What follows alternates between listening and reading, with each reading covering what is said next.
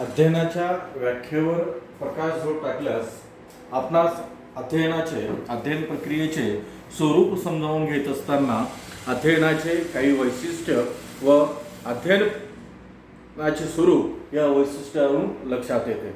मागील तासामध्ये आपण अध्ययनाच्या व्याख्या या बघितलेल्या होत्या.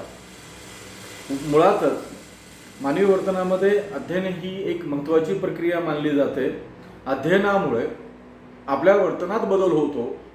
नेमकी ही प्रोसेस कशी आहे? एक सर्वसमावेशक व्याख्या आपण बघितलेली होती, ती म्हणजे मॉर्गन अँड किंग यांनी नमूद केल्याप्रमाणे प्रयत्न आणि सराव तसेच पूर्व अनुभवामुळे मानवी वर्तनात घडून येणारे सापेक्षतः कायमस्वरूपाचे मापनीय बदल म्हणजेच अध्ययन होय, अशी मॉर्गन अँड किंग या मानसशास्त्रज्ञांनी व्याख्या केलेली होती.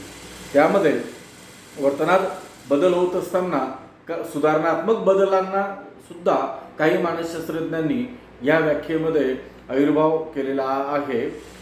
बदल होत असताना बऱ्याच वेळेस काही ऋणात्मक स्वरूपाचे बदल सुद्धा होत असतात. म्हणजेच अध्ययनामुळे चांगले किंवा वाईट, योग्य किंवा अयोग्य असे स्वरूपाचे बदल होत असतात. जसं की चोरी करणे, आक्रमकता, खोटे बोलणे वगैरे वगैरे अशा स्वरूपाचे सुद्धा ह्या बदलांचा समावेश अध्ययन प्रक्रियेमध्ये होतो. सर्व व्याख्यांचा सार किंवा सर्व व्याख्यांचं एक गोषवारा लक्षात घेतला तर आपणास अध्ययनाची वैशिष्ट्य खालीलप्रमाणे सांगता येतील. पहिलं वैशिष्ट्य म्हणजे अध्ययनामुळे वर्तनात बदल घडून येतो. जॉन ड्यूई यांच्या मतानुसार अध्ययन ही जन्मापासून ते मृत्यूपर्यंत निरंतर चालणारी प्रक्रिया आहे. अध्ययनामुळे वर्तनात बदल घडून येतात. अध्ययनामुळे घडून येणारे हे बदल जे आहेत, हे बदल सापेक्षतः टिकाऊ व कायम स्वरूपाचे असतात. बदल म्हणजे स्थिर स्वरूपाचे असतात. काही वेळा वर्तनात हे जे बदल आहे, हे बदल तात्पुरत्या स्वरूपाचे सुद्धा असू शकतात. म्हणजे काही बदल हे दीर्घकालीन असतात तर काही बदल हे अल्पकालीन असतात. यामध्ये जे अल्पकालीन जे बदल होतात, तात्पुरत्या स्वरूपाचे जे बदल होत असतात, त्या बदलांचा समावेश हा अध्ययनामध्ये केला जात नाही. उदाहरणार्थ आता प्रश्न असा पडला असेल की तोल जाणे. बऱ्याच वेळेस तोल आपला जातो म्हणजे वर्तनात बदल झाला. मद्यपानामुळे वर्तनात जो बदल होतो किंवा एखाद्या गंभीर अपघातामुळे जखम झाली असेल तर आपला पाय लंगडत चालत असेल तर असे जे बदल असतात हे बदल तात्पुरत्या स्वरूपाचे असतात, परिवर्तनीय स्वरूपाचे असतात. कायम स्वरूपाचे बदल म्हणजे एकदा आपण जी गोष्ट शिकलो असेल, आत्मसात केली असेल, ती आत्मसात केलेली बाब असेल किंवा एखादं कौशल्य असेल, हे कौशल्य आपण सहजासहजी विसरू शकत नाही. त्यामध्ये लहानपणी जर पोहण्याची सवय म्हणजे शिकलो असेल तर आपणास बरेपर्यंत पोहण्याचं तंत्र कौशल्य अवगत असते. टायपिंग असेल, टायपिंगचं सुद्धा आपण शिकलो असेल तर टायपिंगचं जे तंत्रज्ञान आहे, हे तंत्रज्ञान आपण विसरू शकत नाही. मग याच्यामध्ये अनेक उदाहरणं आपल्याला देता येईल. सायकल चालवणे असेल, विणकाम असेल, संगणक चालवणे असेल, मोटरसायकल चालवणे असेल, इत्यादी अनेक प्रकारचे जे काही बदल घडून येतात, हे बदल कायमस्वरूपी, स्थिर स्वरूपाचे, टिकाऊ स्वरूपाचे असतात. त्याचबरोबर हे जे बदल आहे, हे बदल सापेक्षतः जे घडून येणारे जे बदल आहेत, हे बदल सरावामुळे किंवा प्रयत्नामुळे, अनुभवामुळे, पूर्व अनुभवामुळे घडून येत असतात. अध्ययनाच्या वैशिष्ट्यामध्ये जर आपल्याला बघायचं जर झालं तर महत्त्वाचं, अध्ययन घडून येण्यासाठी प्रयत्नांची आणि सरावांची अत्यंत आवश्यकता असते. जे निसर्गतः बदल घडून येतात, त्या निसर्गतः बदलांचा सुद्धा समावेश हा अध्ययनामध्ये होत नाही. अध्ययन प्रक्रियेचं मुख्य वैशिष्ट्य, मुख्य स्वरूप समजून घ्यायचं असेल तर सराव आणि प्रयत्न केल्यामुळे किंवा पूर्व अनुभवामुळे जे वर्तनात बदल घडून येतात, या सर्व बदलांचा येथे समावेश हा अध्ययनामुळे होत असतो. जसं की निसर्गतः, जसं की परिपक्वतेनुसार, शारीरिक वाढीनुसार जे बदल घडून येतात, त्या बदलांना आपण अध्ययन म्हणता येणार नाही. कारण की वाढीमुळे आणि परिपक्वतेमुळे जे बदल घडून येतात ते मानवी विकासाच्या नैसर्गिक प्रक्रियेमुळे, नैसर्गिक जी यंत्रणा असते या यंत्रणेमुळे घडून येत असतात.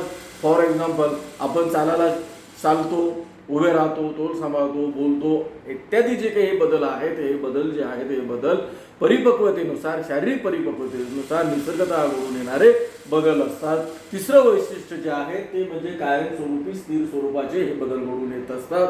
सराव आणि प्रयत्नामुळे, पूर्व अनुभवामुळे व्यक्तिवर्तनात घडून येणारे जे बदल आहेत हे बदल स्थिर स्वरूपाचे असतात. अर्थातच एकदा आपण एखादी गोष्ट शिकलो असेल तर ती गोष्ट भविष्याने पुन्हा नवीन प्रयत्नाने शिकण्याची गरज पडत नाही. त्यामध्ये आपणास तात्पुरत्या स्वरूपाचे काही समजा आपण सराव केला तर लगेच आपण मागे गत आयुष्यामध्ये जी गोष्ट शिकलेलो असेल ती पुन्हा आपल्याला सहज करता येणे शक्य होते. म्हणजेच येथे एकदा आपण एखादं वाहन चालवायला जर शिकलो तर ते पुन्हा भविष्यात नव्याने शिकण्याची गरज नसते.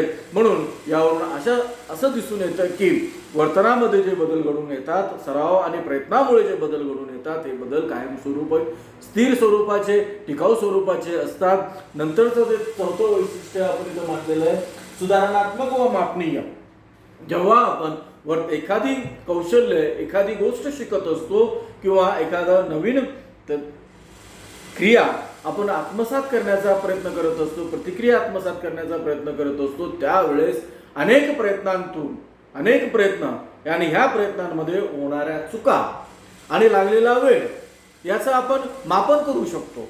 उदाहरण जर सांगायचं जर झालं तर सायकल चालवत असताना पहिल्या दिवशी आपण किती वेळेस खाली पडलो, किती दिवस लागले, किती तास लागले, आपण याचं काउंटिंग करू शकतो. म्हणजे वर्तनात घडून येणाऱ्या बदलांचं मेजरमेंट करणं शक्य होत असल्याने असे बदल जे आहेत हे बदल सुधारणात्मक स्वरूपाचे व मापनीय स्वरूपाचे असतात. म्हणजे प्रगतीसूचक अध्ययन ही प्रक्रिया प्रगतीसूचक आहे.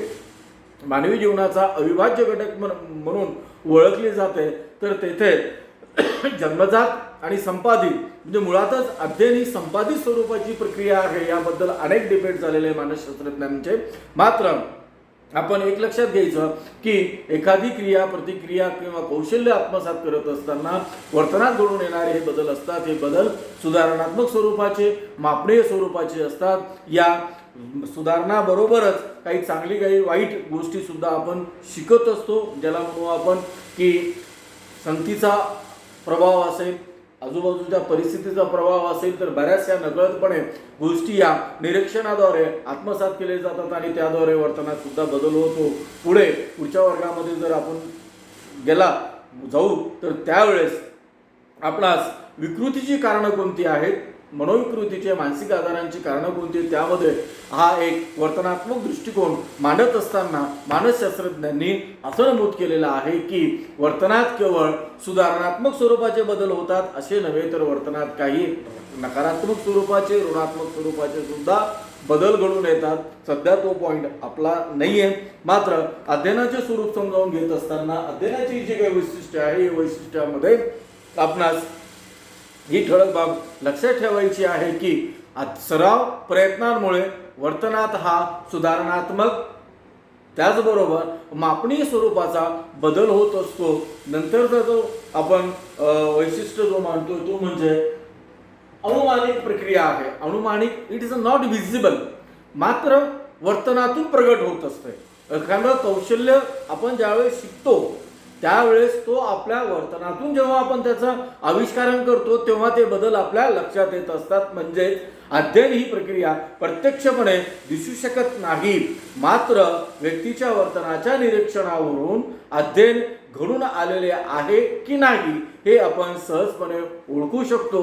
अध्ययनातून घडवून येणारा किंवा घडून आलेला बदल हा निरीक्षणात्मक स्वरूपाचा, तर्कात्मक स्वरूपाचा असतो. अशाप्रमाणे मानसशास्त्रज्ञांनी मांडलेल्या विविध व्याख्येवरून अध्ययन प्रक्रियेचं स्वरूप लक्षात घेत असताना अध्ययनाची ही वैशिष्ट्य एकदा समजा समजली तर अध्ययन प्रक्रिया काय आहे, अध्ययन कशाला म्हणतात आणि अध्ययनाचे स्वरूप काय हे स्पष्ट होईल.